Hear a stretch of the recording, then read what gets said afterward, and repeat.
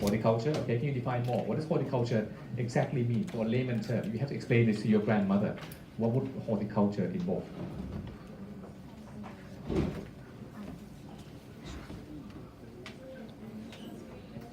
Okay, nursery for plants. Okay, good. So, who are our customers? Who are buying from us? Nurseries, landscape developers, okay, architects.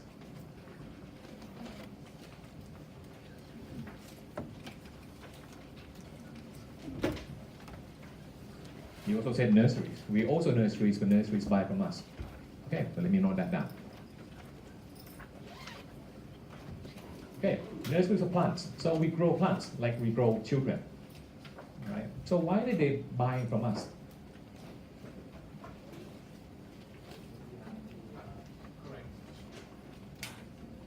Okay. Okay, and correct. You said types, ages, size. Okay, cool. So I'm gonna put down right condition, right? And that includes things like size, maturity, and so on. Okay, so we understand our business model a little bit. So how would you characterize our business? Are we doing well? If we want, suppose you own this business, okay? You meet your friends at maybe a Rotary Club meeting, and you're talking about how business is going. And your friend asks you, hey, how's your business? You've been doing this horticulture business, right? So how are things? What would you say? Things are very good. Things are very good, okay? Profit.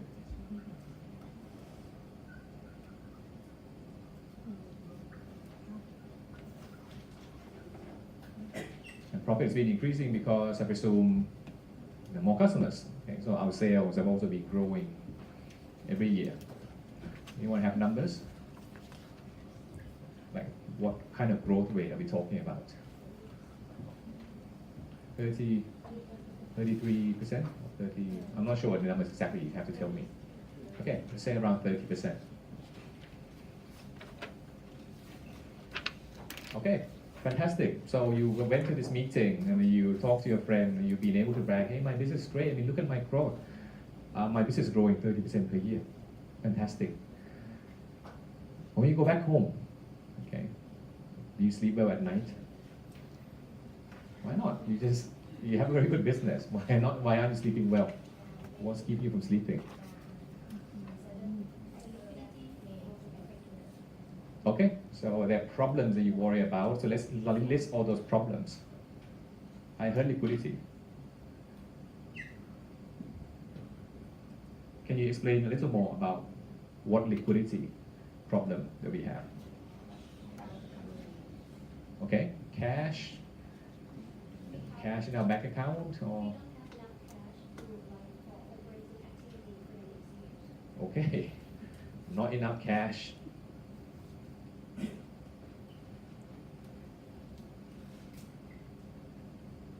Wait a minute, I mean, good business, proper business, not enough cash. So let's think about how we say this profitable. So how much profits do we have? Say the most recent financial statements. How much are we generating? 60, okay, thank you. So let me look up the case to be a little more precise. So we have 60.8, a unit is 1,000. Okay, 60,800. Fantastic. So you can do a little bit more. This is our profit, right? So we can maybe add back the cash, add back the depreciation, amortization. We learn about EBITDA and so on. So let's calculate EBITDA of our business. What's our EBIT? 100,000, right? If you have your case with you, a few lines up, okay, our EBIT is 100,000. You can also add back depreciation and amortization. That comes out to about 40.9.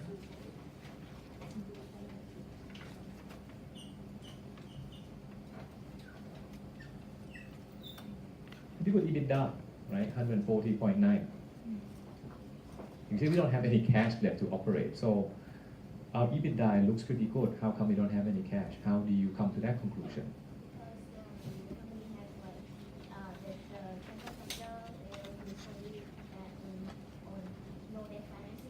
Okay. And they also like extend the credit term to their customer, and but they have to like early payment to their supplier. So maybe like the liquidity of the company. That's a lot of points.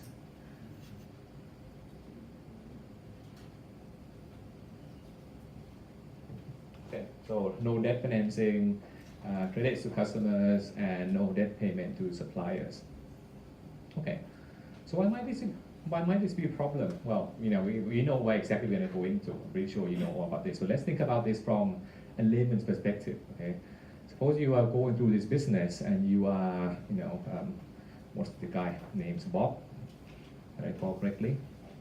Yeah, Bob Brown. You're Bob Brown's friend. You're coming in. You try to talk the business through with him.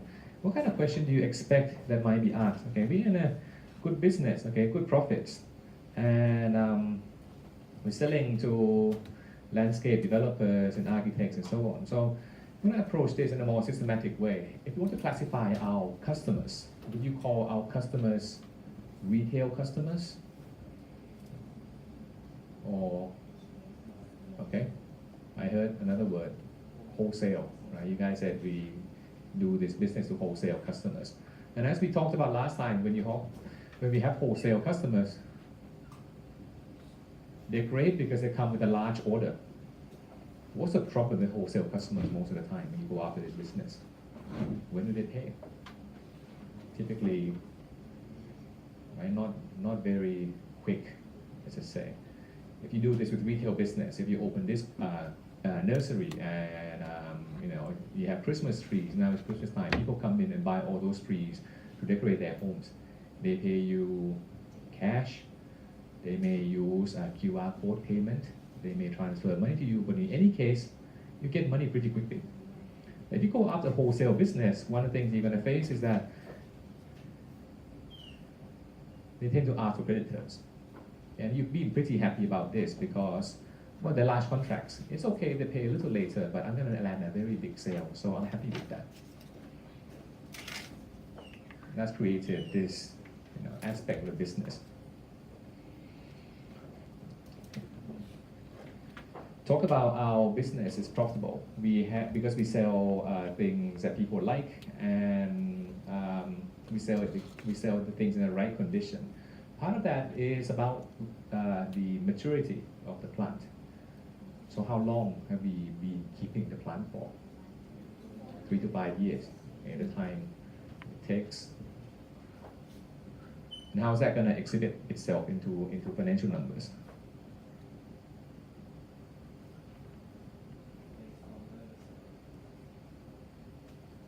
So it takes longer to sell, okay? But before you sell, where does it appear on your company? It is part of your inventory. So you're pretty much investing. You're cultivating, okay, your stuff. If you visualize this not as a nursery, but you visualize this as a normal manufacturing company, you have a factory, and once you put some raw materials in there, it takes about 3 to 5 years before it returns something saleable to you. Okay, so that's the kind of business we're in.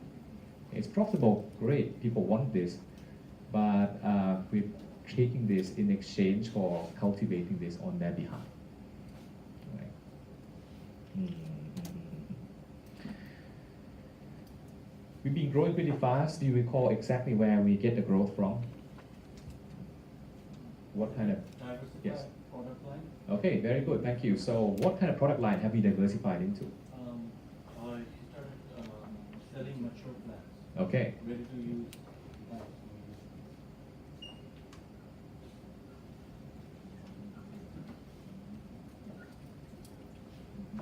And that's where our sales growth has been coming from.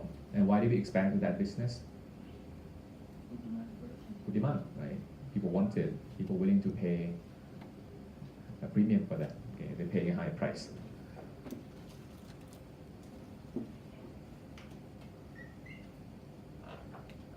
So back to where we are. Okay, you identify we have some issues that may result in our liquidity problems. So have you quantified the extent of liquidity problem? How bad are things at this company? Let's talk about the cash. Okay, you say you don't have any cash to operate.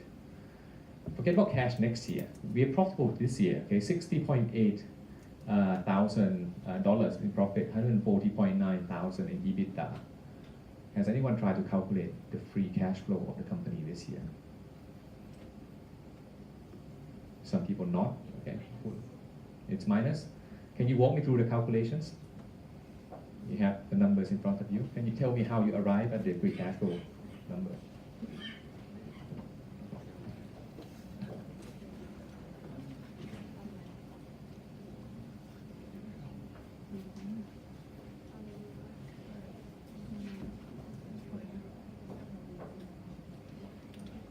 So you're my friend, I'm Bob, right? You're my friend, you're walking me down. I'll just brag to you that my business is growing great. I also have lots of profit, also lots of EBITDA, but somehow I can't fall to sleep at night because, I don't know, my money just keeps disappearing. So, you walk me through, yes? Okay?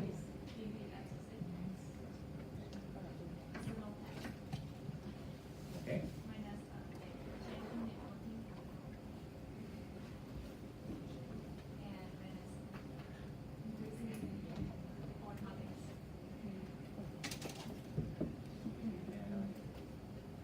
Okay, so can you give me the numbers? You have that? Oh, you haven't? Okay. Okay.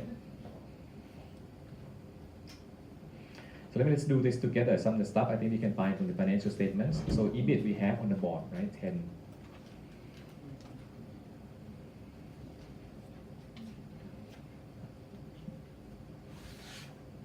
Sorry. And actually we are an unlevered company, so we don't need to deduct interest expense already. What we have on the income statement, our net income is already no plan, right? We have no interest expense on that. So 100 minus 39.2, in other words, 60.8. This is our no plan. Okay? That's for 2005. Okay, let's have a look at other components. Net working capital. Maybe let's calculate net working capital together for the 2 years.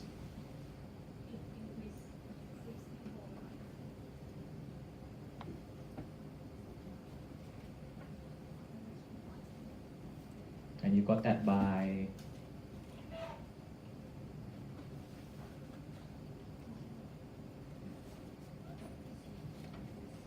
okay, don't worry about it. I think we all get the idea, right? If I redraw this a little more, we can perhaps call all this a change in invested capital, right? And there are two components to change in invested capital. The first component is a change in net working capital and a change in net fixed assets.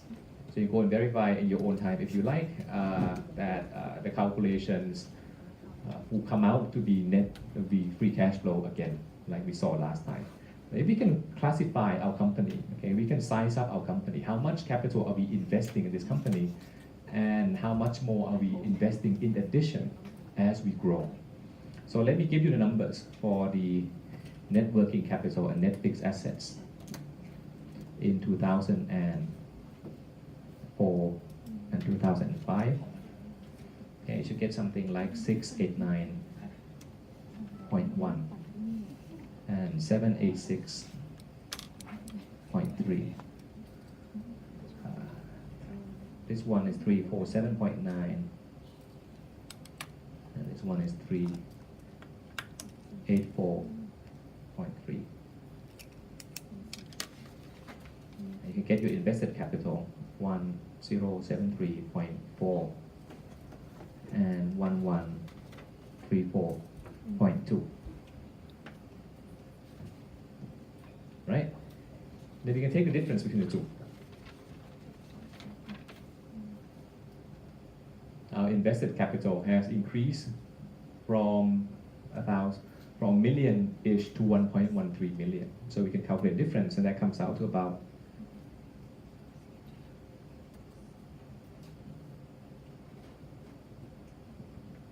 60.8. We also made 60.8. So at the end of this year, actually our cash is not improving at all. In fact, our cash generating power has gone down. In fact, our cash amount that we have at this point is already below the minimum safety level that we talked about in the case. You guys recall the number, okay, the minimum safety level that we have as a cushion that we think? 8% of sales, right? Okay. So free cash flow, not very good. Okay, depending on your definition of free cash flow, I'm pretty relaxed here because how you define free cash flow depends on your treatment of cash. But in any case, it's meant to show that profit good, EBITDA great, but cash flow not so good. So EBITDA isn't a good way to think about a company's cash flow position. This is a better picture. You've also seen, okay, in your bank account, the bank account has gone down. So the worry is that what about next year? What's going to happen? So I hope you guys did the forecast. Okay, if you grow by 30% next year, what's the profit going to be?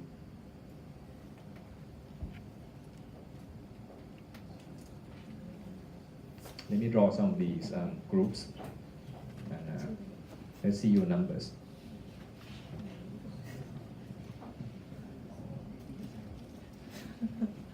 All right. So in most of the cases that you see, your profit is going to double in next year, and that looks great. But to get that profit to double, what do you need? Cash. And how are you going to find the cash? You're going to borrow. Okay. If we don't borrow, then what's going to happen?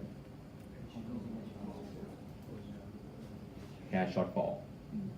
So pretty much screwed. You don't have any cash to go along. So we've been operating with no debt principle up to this point. Okay, are you willing to break that principle? Are you willing to take on debt to be able to proceed further? Okay. Debt has to come second. Sorry? Debt has to come second. Debt has to come second. Yeah. What comes first? Fixing the cash cycle. Fixing the cash cycle. All right. Can you tell me a little bit more about the cash cycle and what you mean? Your payable is roughly in 10 days. Okay. The receivables are 50 days, so there is a difference of 40 days. So even if you take debt, you won't be able to service the interest. So they need to fix that first. It needs to match or be close to each other. Okay. Let me check the numbers.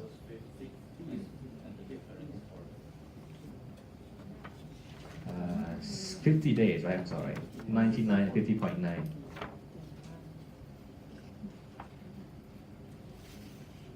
Can be a little more precise. Okay, so we have a gap. Okay, this is what comes. It's what leaves our company. This is what comes in. Suppose you draw your cash, or when you receive and when you pay, it looks like this. You made a sale.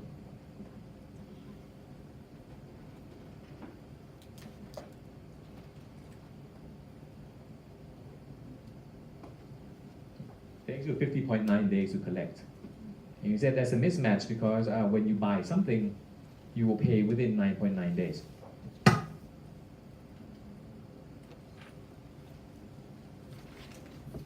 We get a gap between the two, and what's that? It's like 41.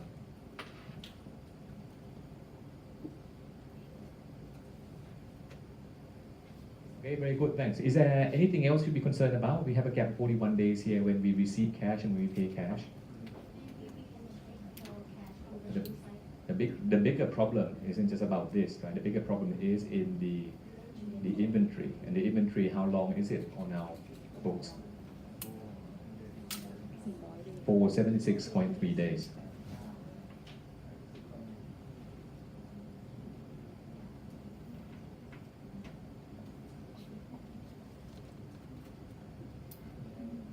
So the stuff that you pay actually needs to be shifted back a little bit, and when you calculate the cash conversion cycle, it looks a bit more like 500-ish days.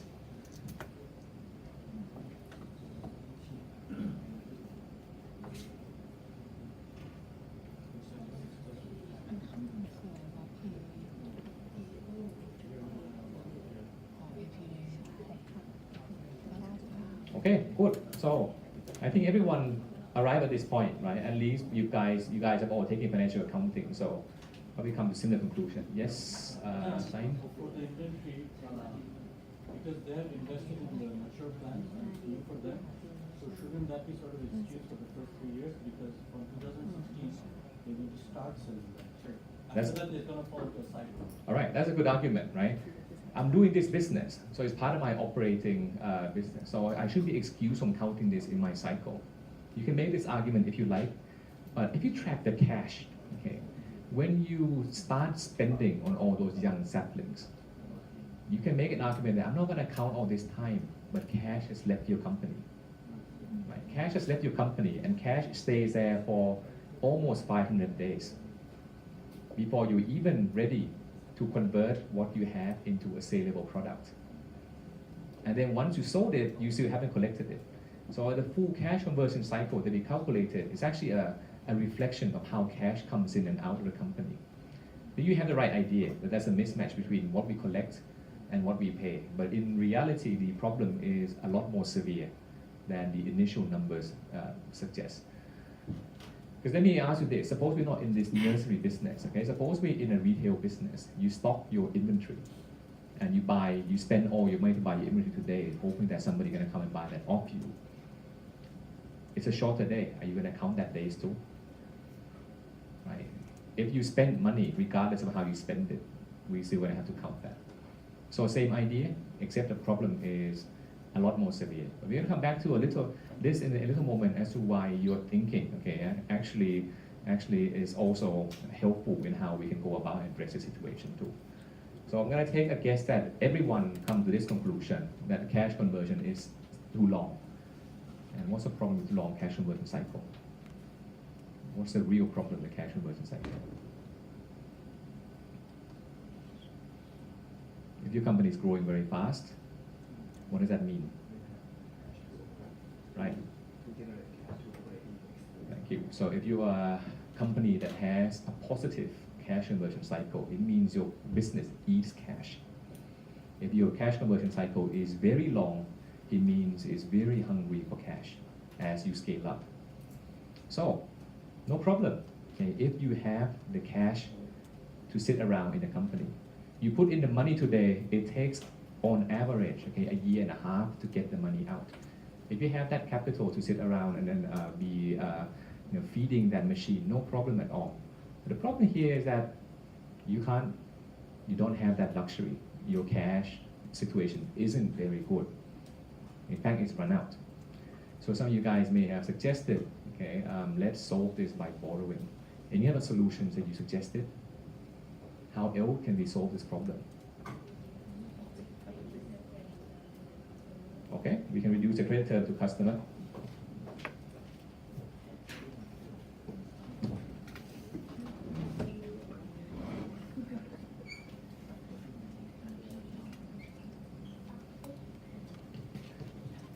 And that's going to help part of our cash conversion cycle, right? Instead of 50.9 days, we can reduce it a little bit. So how are we doing compared to our competitors? So right now, ours is 50.9. How about other people? We're better in a sense that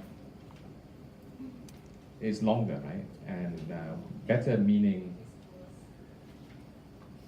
your answer is not wrong, by the way. I just want you to think a little bit about, if we can call this better, how might we call this better? Our competitors, on average, is 21.8, right? In this case, it's not better than, because you don't want higher, you want the same or lower. It's not better because we are collecting slower, right?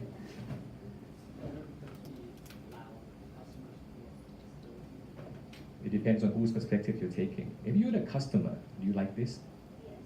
You like it.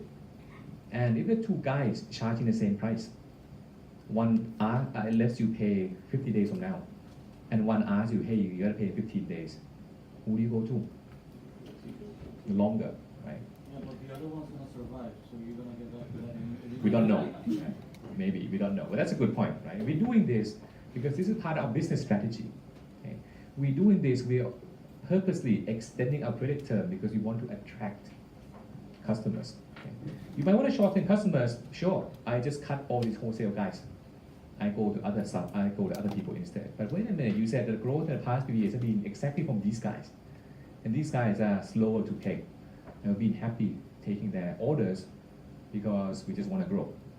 Okay, you can take that, but you give away part of your flexibility by allowing them long credit terms.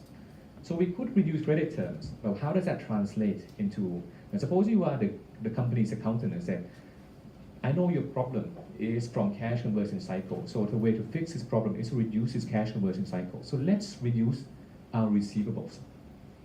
Okay, now you're Bob, you hear this advice on the company. I'm gonna go about and reduce my receivable days. I'm gonna collect faster. So how exactly am I gonna do this? So can you tell me the plan to reduce the receivables? What would that entail?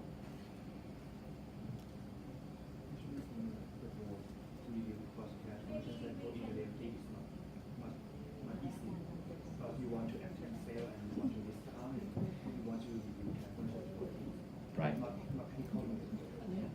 That's precisely the point that I want you guys to think about. So, but suppose somebody comes and tell you, hey, it's very easy. All you have to do is reduce this. If you're the owner, you hear this advice and you have to think about the actual plan to do it. What might your plan look like? Give them a discount if they pay faster. Okay? Give them discounts if they pay faster. All right?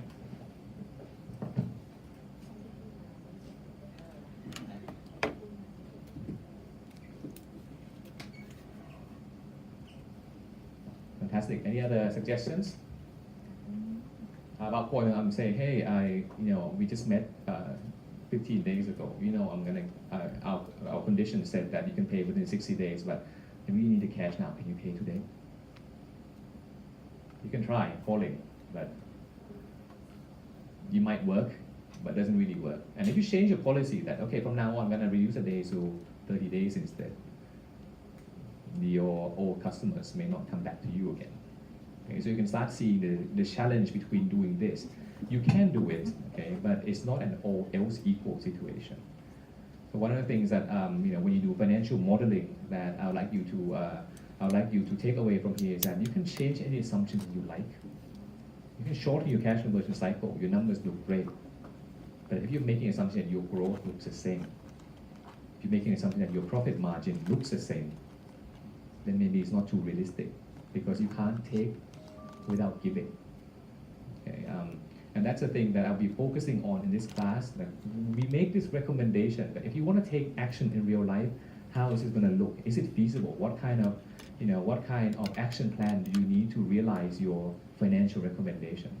So we can try to do this. Okay, one of the realistic ways of doing it would be to reduce the price if they pay early. That's going to affect our forecast of our gross profit margin a little bit. But if we prefer to collect cash sooner, we might want to make that assumption. We might want to make that trade-off. What about other ways of solving our cash crunch situation?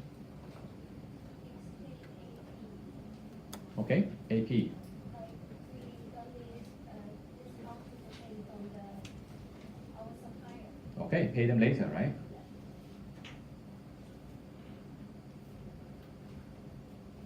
Right, suppose I do this and I change AP from I was paying 9.9 days, other people paying 29.6 days.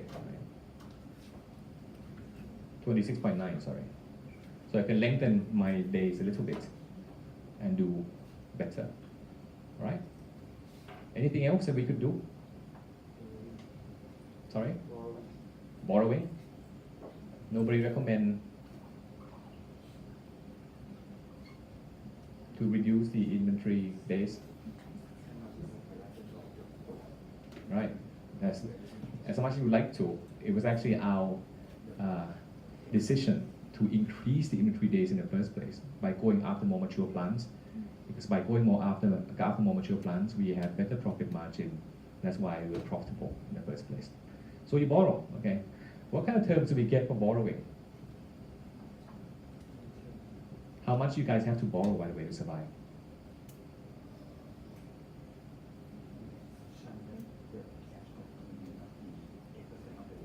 Okay. So how big a loan you guys need to make? Okay.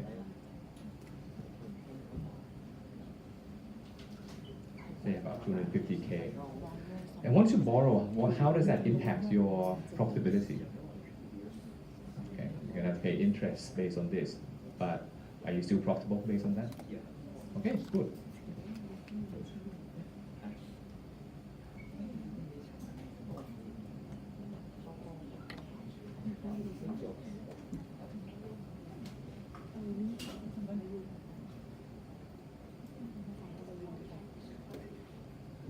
All right.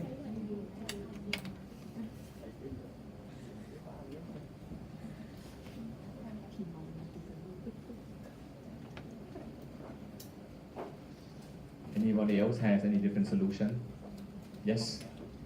What if we sell our account receivable to the bank and then we got a cash? Okay, that's an interesting method, right? One of the assumptions that we might have been making is that we can't touch the levels of stuff that we have. But if we need cash in advance, that's a lending called, well, factoring, precisely. And in the old days they called it factoring, but now they call it, like invoice financing, right? Just the same thing. So what you could do is to release the cash tied up in your receivables by selling it to get cash in advance. So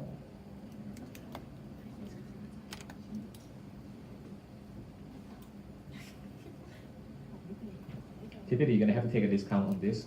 Right? If you are about to collect 100, they may say, I'm going to buy this off you today, but perhaps 80. Okay? Give you 80 today, you give me that invoice, and all the cash when the invoice has been collected belongs to me now instead of you.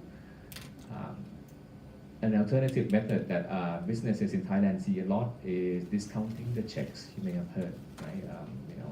I'm going to collect a cash check from my supplier, from my customer sometime in the future, except the date is written on there is 2 months from now. So will you be willing to take this check? I'm going to cash the check from you, but I'm willing to take a discount on that. Okay, so check discounting. Okay, so in all your projections, I presume we are able to make it as long as we borrow. But if we don't borrow, can we make it? Are there ways for us to make it? Okay, you inject more money. Okay, so this is a situation where we have a shortfall. Okay, you may have seen equations like AFN equation in your investment class. I'm not going to focus on that equation per se, but the idea is the same. You're in a situation where you need to inject additional capital into the company in order to survive. And there are several ways you can do it, right? You can raise it from yourself, you raise it from other shareholders, or you can raise it from banks. But in any case, your free cash flow isn't sufficient in the next year in order to survive your operations. So if you calculate your free cash flow, I think you will see that your free cash flow next year, regardless of your assumptions, as long as you're growing at 30%, your next year free cash flow is negative. Now, negative free cash flow isn't bad. If you go and look at all those startup companies, they all have negative free cash flow. But they can survive because they have a lot of excess cash on balance sheet. They're just drawing down all that. But you just happen to be in a situation where all that is gone. Okay, so when you look at startup companies, sometimes a word that they use, I'm not sure whether I told you this last time already, is the cash burn rate.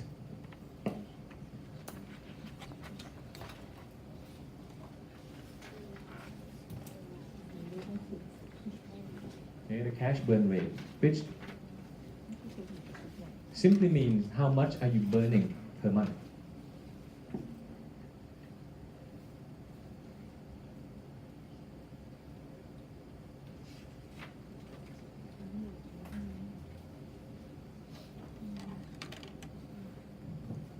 And if you compare this to how much cash you have,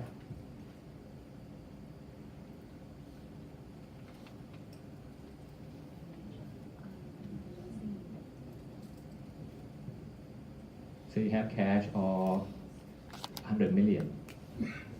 You have a burn rate of 10 million. Okay, you can compare the two. So 100 divided by 10 tells you have just 10 months left to live.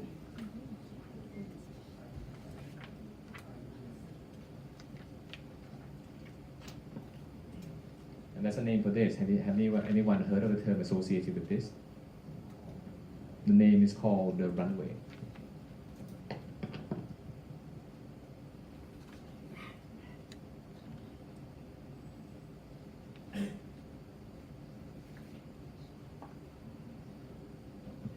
Imagine yourself, you are flying a plane, but the problem is that the plane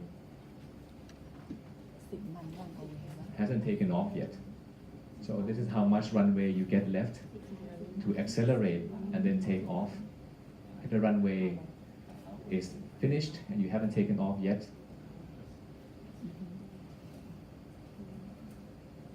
you know what happens. Right?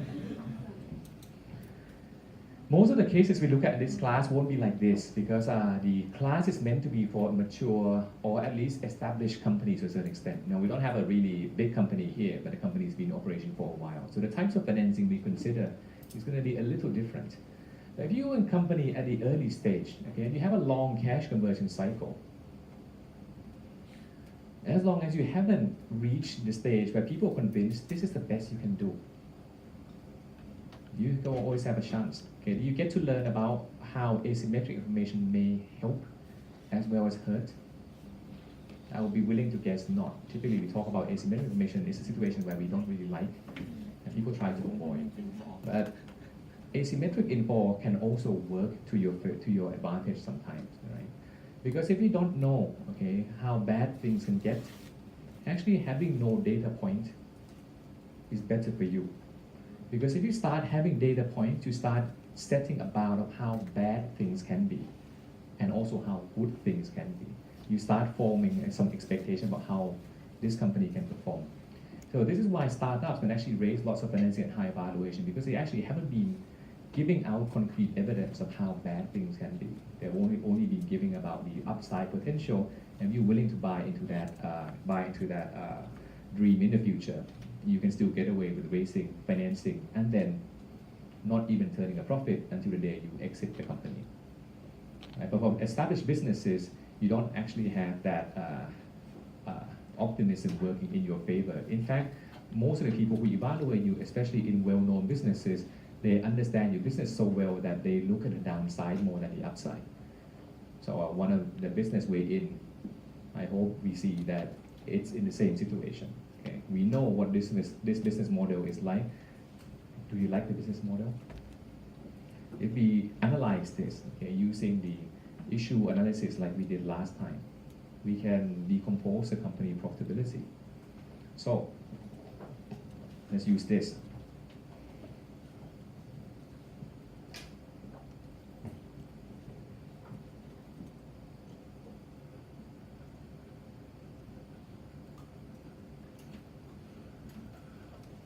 Profitability, say, we want to measure the company's ROIC, right? There are two things you can look at. Two branches.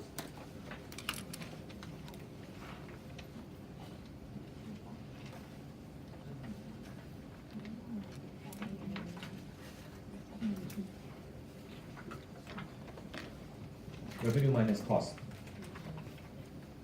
There's also the efficiency you can look at.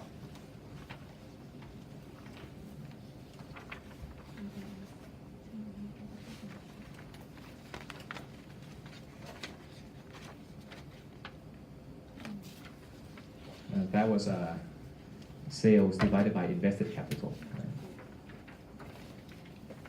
And I can dig this down a little deeper into the efficiency with respect to net working capital.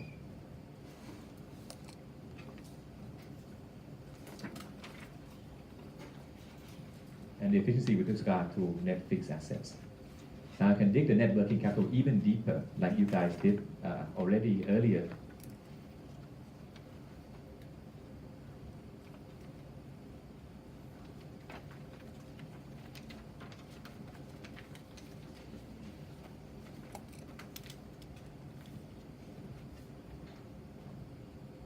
Okay, so let's go up these one by one. How easy is it to deliver profitability based on all these components? Inventory, you guys said earlier, a little difficult given what we're doing. right? Very long.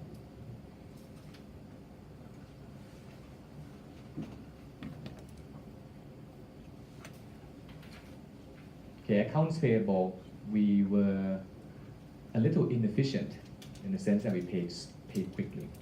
So maybe there's room for improvement.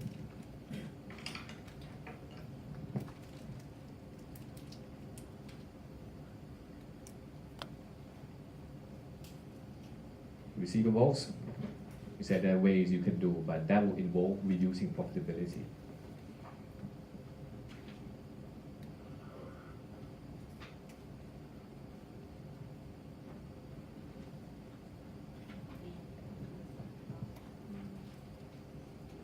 What about profit margin?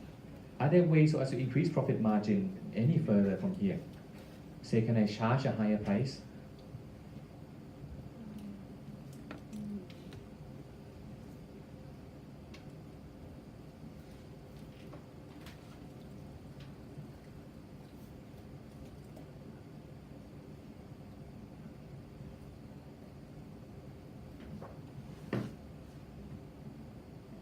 Or can I lower cost? What do you think? If I want to increase price even further, what do I need to do?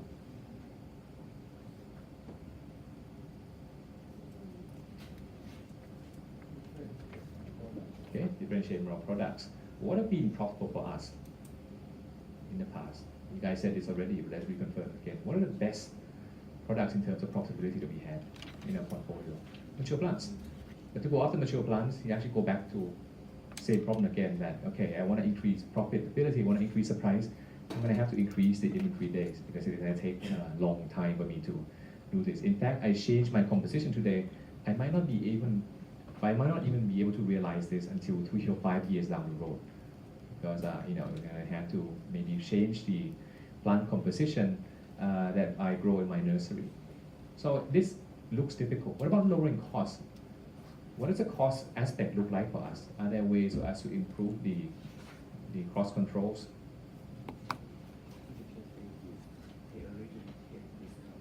Okay, pay to get discount, but then again you're going to trade off with this, right? We've been paying early to get discounts. What about other costs not related to supplies? What about the other costs that we have to pay? Okay, SG&A and maybe your labor. What does it look like in the business right now? It's actually the other way around, right? Costs are rising because of discussing changing minimum wage. It actually looks like a lot of factors are going against us. One of the more promising ways perhaps would be to, if you want to you're going to solve this cash situation by increasing AP. Let's discuss, should we do it? We've been paying faster than other people. Would you call this a problem?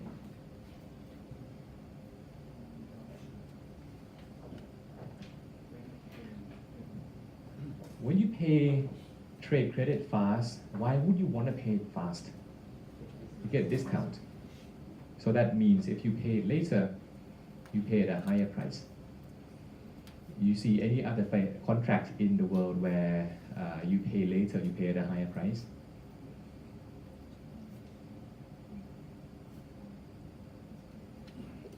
Think about when you borrow money. I borrow 10 today, how much do I pay in the future? Typically more than 10, right? So let's look at the cash flow. What kind of discounts are we getting? Do you guys recall the terms? When do I have to pay? If I prolong the payments, when can I prolong it up until? 30 days? Okay, 30 days. Suppose I pay 100. That's 100% of what I have to pay. If I pay early, I get a discount. How early do I have to pay a discount? Within 10 days, okay? What's the discount I get? 2%. Okay, so instead of paying 100%, I pay 98%. If I don't call this a trade credit, I call it just a loan. This looks a bit like if I pay today, I pay 98, but if I pay later, I pay 100. It's like I'm supposed to pay today 98, but you say, no, you don't have to pay yet. I'm gonna give you 98 extension. But when you pay me later, you pay me more.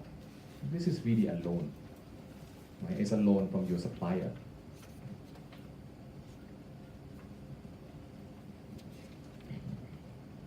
So you pay 2% more, right? Compared to borrowing, which one is it better for you? What's the rate on your borrowing? 6.5? Okay. So this rate is 6.5% and the loan here is 2%.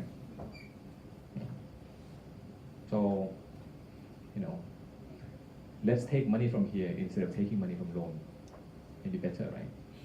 But one of the things we're missing is that how long are we borrowing for? 20 days.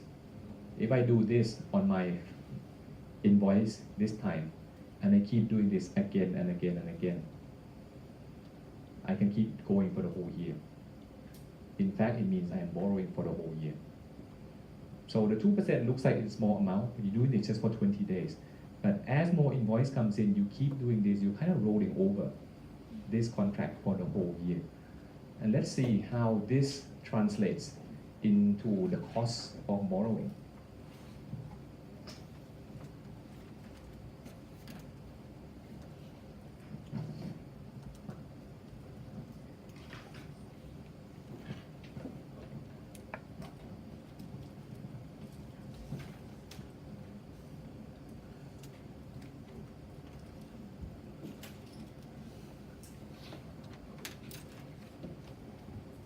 Okay, so the cost of borrowing here is 100 divided by 98 minus 1. That's your percentage point if you like to do it that way. That's 100 divided by 98 is for 20 days. But we have 365 days in the whole year. So let's scale this up to get the whole year. Let's do this quick calculation and see what it comes out to.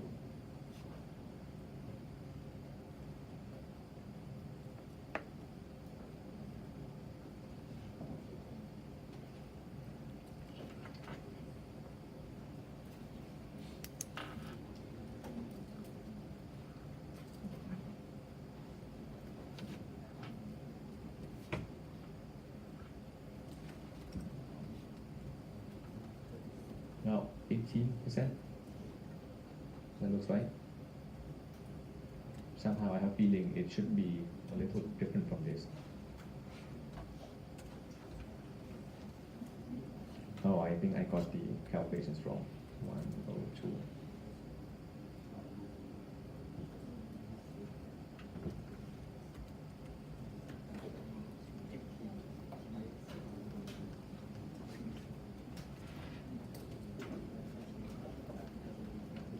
Okay, sorry about this. 100 divided by 98, you get percentage point, then minus 1. So that's about 2.04% per 20 months. Per 20 days, and then you scale that up to get the full. Yeah, I think that's more like it. Okay, so you get 37.2%. Yeah, that's one way of looking at it. There's another way of seeing this as well, to get similar numbers, about 36, 37%. Think about when you're doing this, what are you trading off? Okay? When you're extending the term of credit to, let's say, when you did a forecast for 30% next year, what are your purchases going to be like? How much do you need to buy next year? Do you guys have that number? Let's do a forecast. Okay, if we do sales increasing by 30%,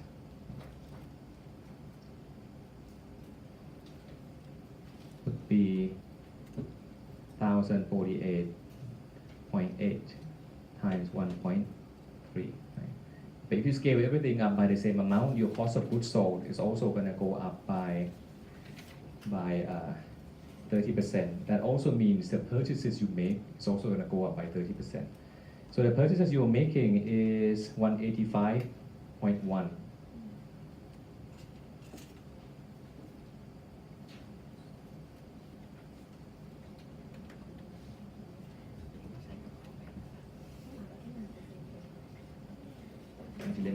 calculate these numbers again, sorry.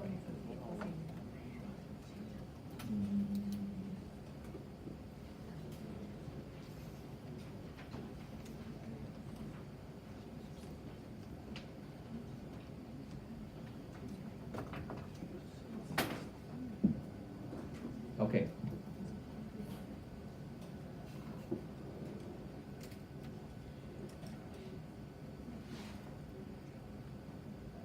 Okay, so cost of goods sold this year was 503.4. If we assume the same profit margin, then next year our cost of goods sold is also going to be 30% higher. So multiply this by 1.3, your cost of goods sold is going to be 654.42.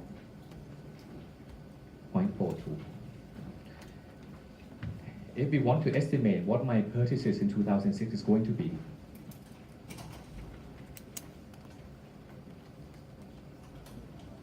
that's going to be your purchases this year.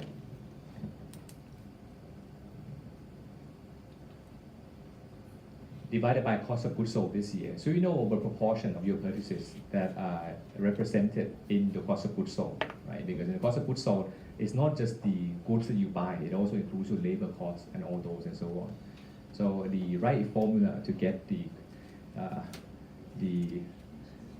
numbers that we do, we actually need to have purchases, but in most cases we don't have that, so we rely on cost of goods sold instead.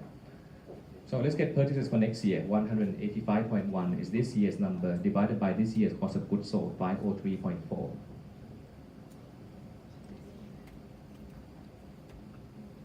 Multiply by 654.42. This will give you, okay, next year when I do my forecast, my cost of goods sold component that represents the purchases that I make is 240.6.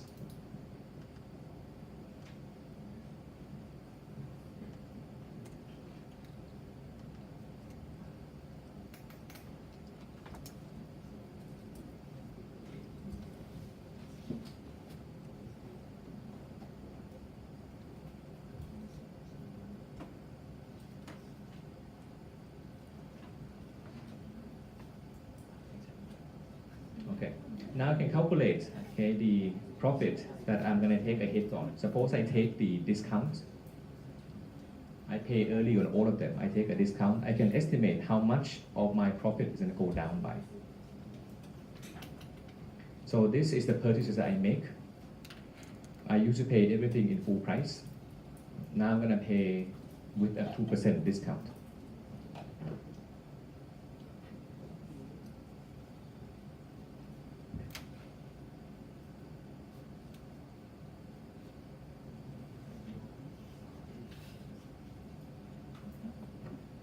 So my profit's gonna go up by 4.81 thousand if I pay early on all my purchases.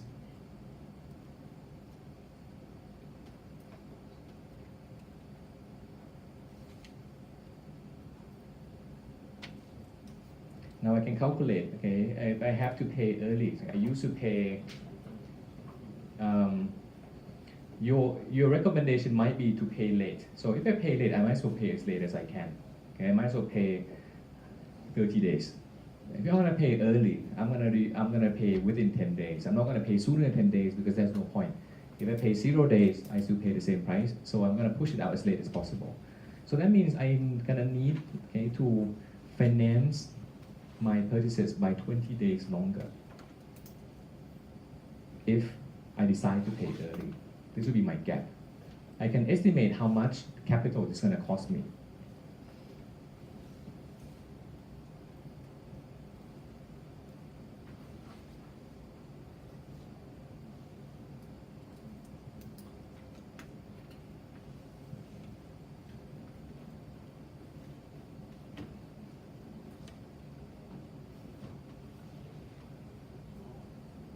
Okay, so 20 days longer of capital, 20 divided by 365 times 240.6.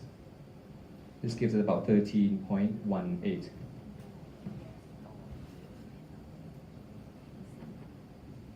So now we can trade off, okay? We're gonna earn 4.81 more in profit, but in exchange, we need to invest in our company 13.18 more. Sorry, I said 4.81, right?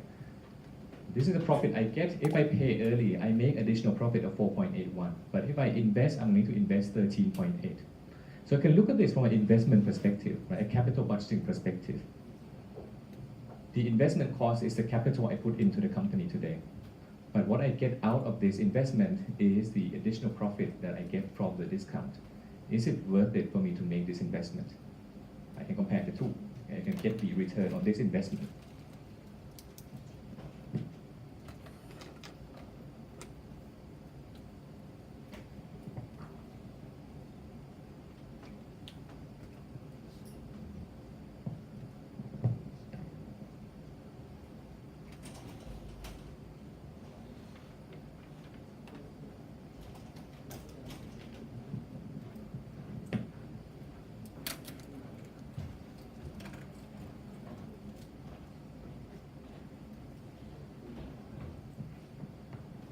You can call this the IRR, so to speak. Right? You do this for one period. I put in more money this time. I get additional profit.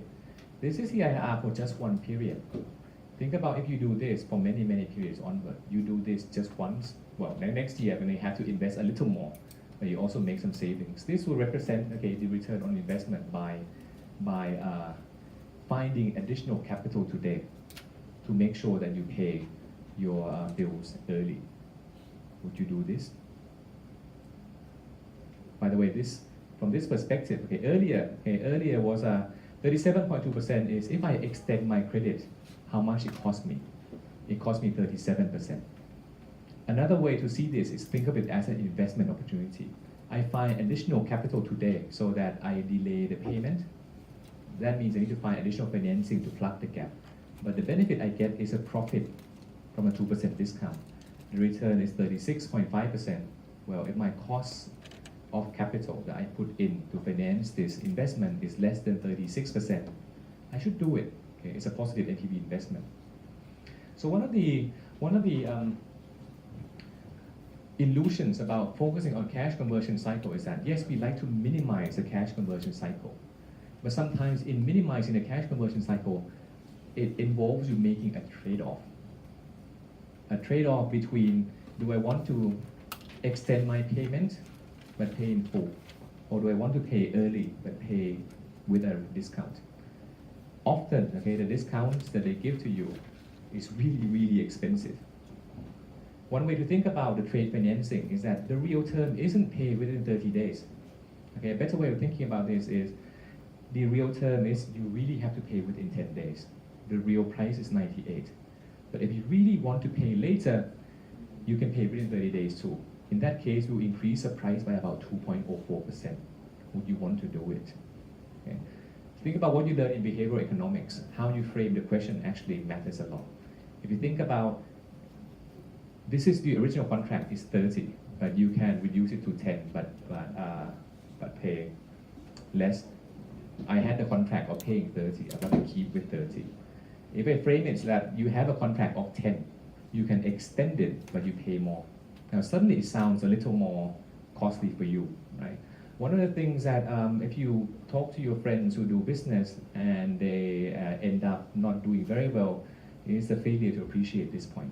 Okay? That trade-offs associated with business, and sometimes not paying early might not be the best thing to do, because in the end, you want to get your profit in order first. If you delay, that means the cost going to eat your profit. But not all the time, because you might want to do this, but you don't have access to finance of doing so. In this case, you have the luxury of borrowing. So you could finance this investment by borrowing at 6.5%. And then use the capital you get from borrowing to pay this, and you'll be better off, because it's, I raised at 6.5, but I used to invest in something that is worth, that is getting me 36%. So it's a positive NPV investment. You can view the decisions with AR in the same way too. You suggested earlier, I'm gonna reduce AR by giving them discount. So I'm making an investment. I'm willing to reduce future profits that I'm gonna get in the future in exchange for getting capital today upfront. I'm gonna release back some working capital inside my company, get the money today, but in exchange, I'm gonna be willing to take less of the profit in the future? Is it worth it to me? You can do the same calculation and see, okay, what are the return on investments and what are your costs of capital, and is it worth it to you? If you have access to external financing, you're willing to pay as much as 36% to find capital to invest in this opportunity.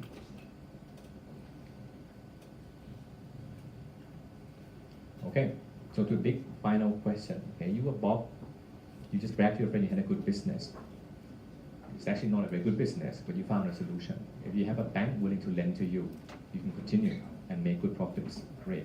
But if I give you, okay, an option to reevaluate, should I be in this business really? If you were Bob, okay, would you continue to do the business? If liquidity isn't a concern anymore, I can find people who inject cash in my company. The question is, should I keep going? Should I seek external financing and keep going? What would you say?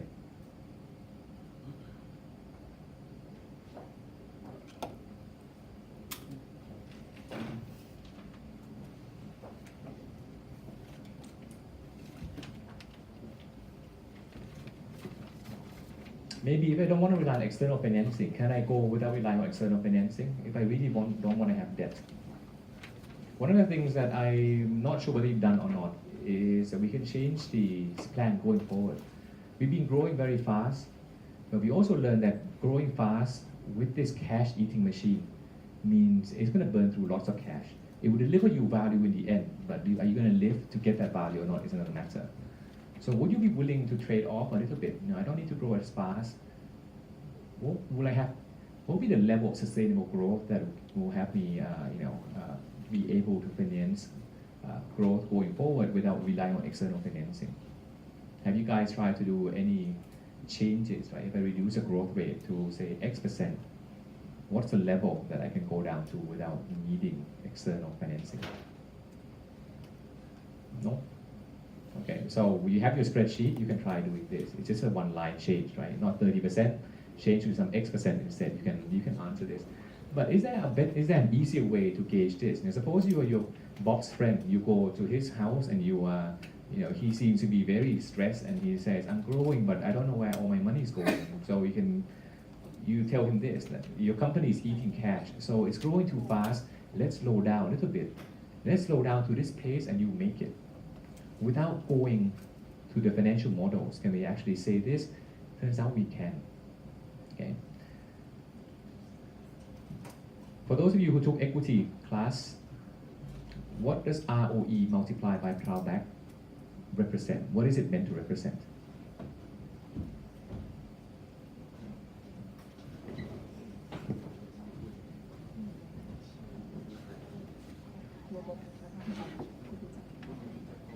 What does this give you? ROE multiplied by plowback. Okay, it gives you growth rate, but it's a sustainable growth rate. What does sustainable mean? No, sorry? Indefinitely. Right? Because any company can grow as fast as they want if they can raise external financing. If people are willing to give you capital, you can grow 200% per year. No problem. That's what Airbnb has been doing for many, many years. Okay, triple digit. I think it holds a record for the fastest ever growing company in the history of mankind, if I recall correctly. As long as you can find external financing, you can burn as much cash as you want. Nobody cares if you have the capital to go through. But if people care and people keep an eye on how much you're burning through, and they say, you know what, enough is enough. I'm not going to give you enough money to grow anymore. If you need to rely on your own legs, how will you do that?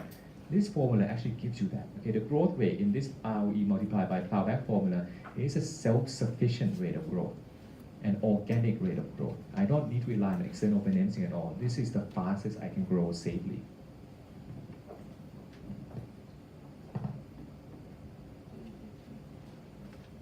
Of course, it depends on how much you retain, right? How much you plow back. So the max you can grow is I put everything back in my company. This kind of governs the limit on how fast I can grow.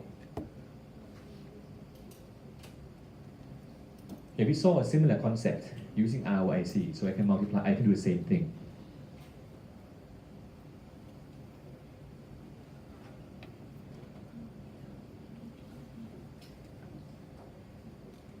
I can set this to 100%. That means the limit to how fast I can grow internally without relying on external financing is determined by how profitable I am. If I'm really profitable, then I can use my profit to reinvest in the company. It just means I am free cash flow, negative free cash flow 0.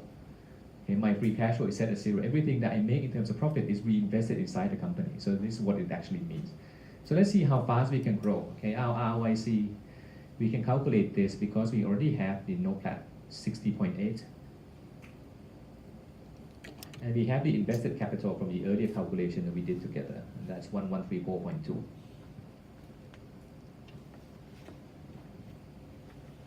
This gives us 5.4%.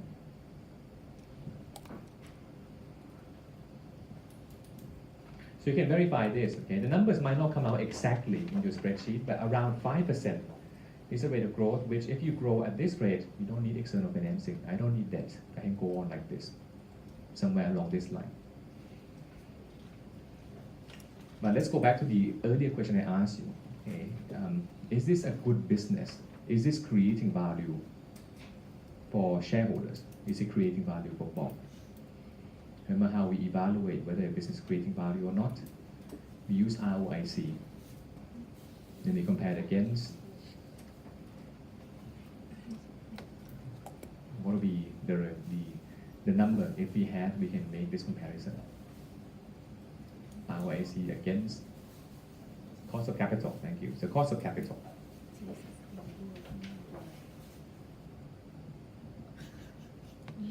I don't have WACC in this case.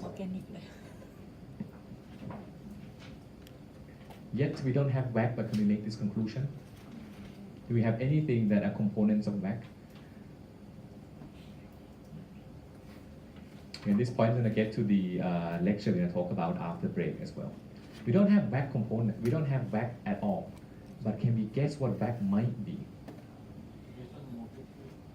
Based on right. 6.5%.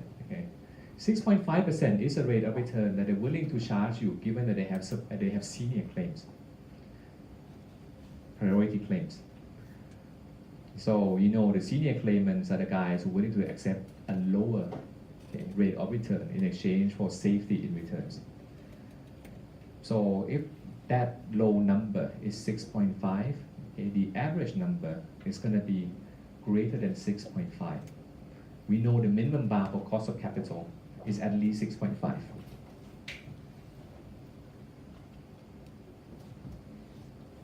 They can be greater than that. So would you want to be in this business? Doesn't look like a good business to be in anymore. Okay. So I think this case, I like this case because the calculations are simple, okay, but the insights can be used in many in many aspects of the company. You can think about the company from numbers perspective only. You can also fold out the company's business model and think about, are we in a good business? Because granted, you can do a lot with your money, but not every use of your money is actually a good use. Not everything is creating value. So if we're not creating value, we can go back and ask ourselves, why are we not creating value? Is it even possible to fix our business model? If it's not possible to fix our business model, maybe it's time to call quit early, because the longer you drag it on, the more you burn, and the more you burn, the less options you have in the future. There's a book called Profit First. Has anyone seen this book? Let me try to find it online on Amazon for you.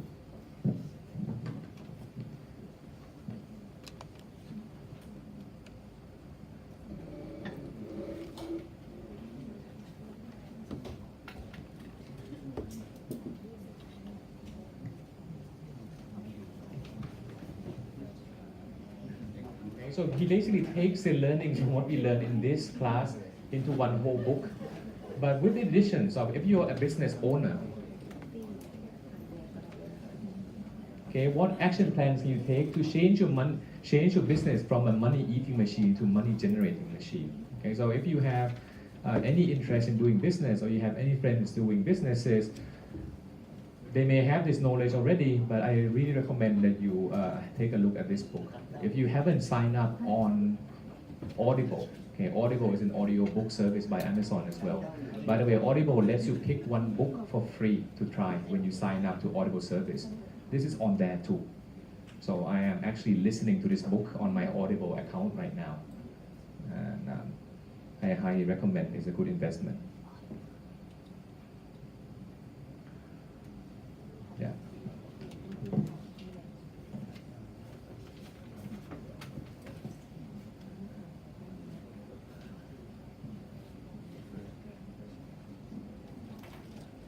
Okay, so this website is Amazon company. It's an ebook, so you don't need to read. You can listen to the book while you drive, okay, while you commute to work.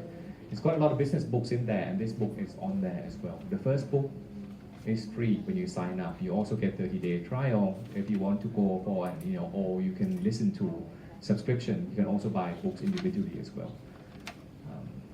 All right, so that's the end of the first case. Okay, it's meant to be short, but I deliberately took it slow because we don't have a lot of material today. In other cases we cover at the end of this class, the pace is going to be a lot faster than this because the case is longer. So I hope you get a glimpse of what case-based learning will be like. Okay, so let's take a 15-minute break, and when we come back,